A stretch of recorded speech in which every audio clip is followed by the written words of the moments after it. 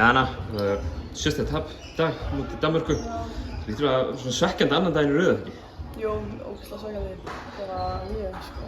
Hvað er að gerast hjá okkur í dag sem að þú heldur á svona... Sko, við byrjum mjög vel og vorum að spila ógeðslega vel, en síðan áttu þarna að þriggja mínútna kafla bara í öðrum leikluta sem að ekki eins og það langan, svona 2 mínútur max sem við vorum bara mjög lélegar og náðum okkur ekki að koma okkur bara upp úr því, sko. En svona ef við byrjum leikinn í gær saman við leikinn í dag þá mætið allavega brjálæðilega til leiks í dag einhvern veginn og náðu að byggja upp einhverju fórustu. Þetta var svona svolítið ólíkt því sem var að gerast í gær. Já, ég er alveg saman á því. Mér fannst við betri í dag heldur en í gær, sko. Við vorum bara líka óhenglar að vorum ekki að setja skotin á okkur.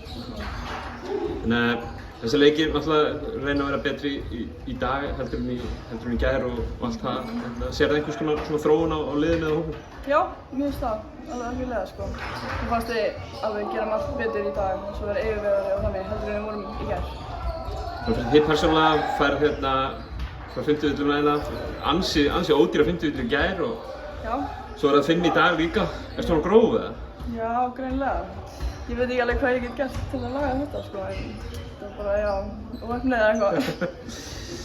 Þó frídag á morgun, hann verður væntanlega kærkominn. Já.